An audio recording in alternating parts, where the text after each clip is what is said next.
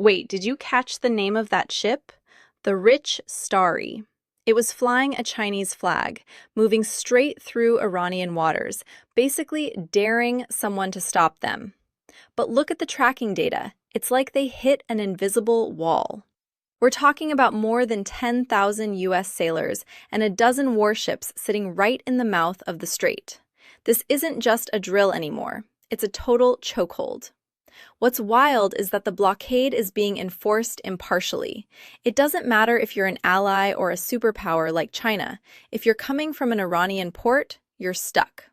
You can see the moment the captain realized the US wasn't bluffing. That abrupt turn back to safe waters tells you everything you need to know about who actually controls the flow of oil right now. It's a high-stakes game of chicken, and for the first time in years, the other side is the one pulling over. Imagine being on that bridge and seeing a carrier strike group on the horizon. Check out these numbers on the ticker.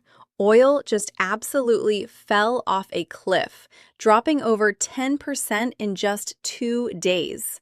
We went from over $100 a barrel down to 92. Most people think a blockade would make prices skyrocket, right?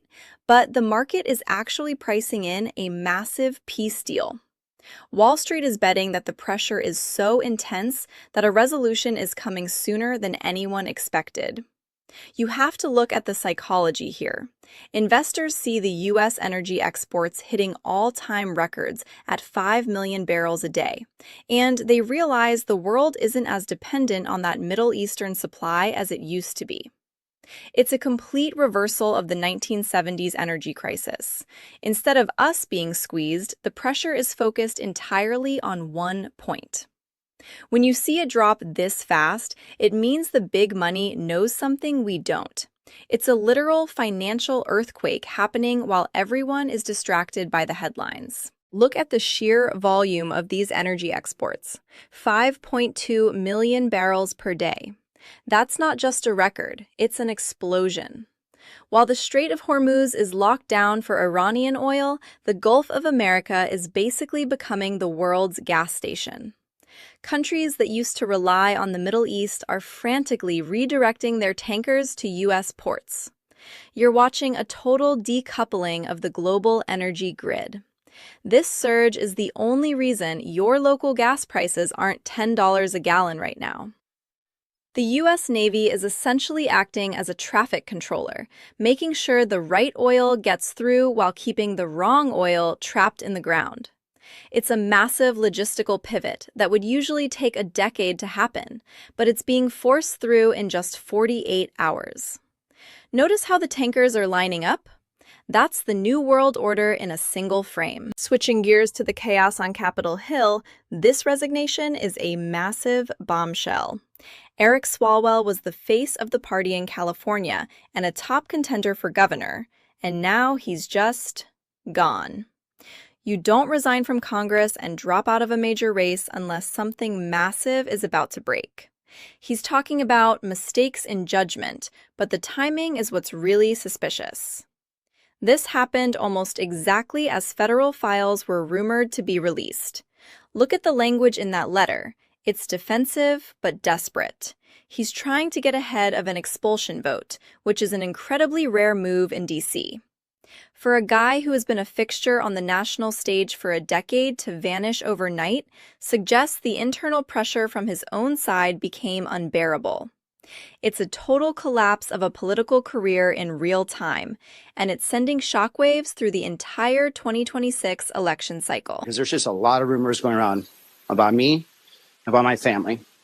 And, unfortunately, this is not the first time. I had to deal with the same BS in 2024 and 2023 when they ran millions and millions of dollars of smears against me, lied about my family, and sustained damn people again. Carrie Lake, Chris LaCivita, bunch of political operatives. They couldn't do in 2024, trying to do again in 2026. So I want to make a couple of things very clear. Number one, Eric Swalwell lied to all of us. He lied to the most powerful people in this country. And they trusted him. They trusted him with some of the most sensitive spots in our government, whether it was on the Judiciary Committee, Intel Committee, impeaching. Did you hear the tone in Ruben Gallego's voice? That wasn't just a political statement, that was a bridge burning. When your own colleagues start using words like predatory behavior and lied to the most powerful people, the game is over. He's essentially saying that the friendship and trust they had clouded their judgment for years. It's rare to see a sitting senator turn on a former ally this publicly and this aggressively. Gallego is clearly trying to insulate himself from the fallout, but it raises a huge question. How did everyone in that circle stay unaware for so long? These allegations didn't just appear out of thin air this week. It feels like the dam finally broke, and now everyone is scrambling for the lifeboats. You're seeing the expert-friend dynamic play out in reverse. The people who knew him best are now the ones leading the charge against him to save their own careers. The world is moving fast.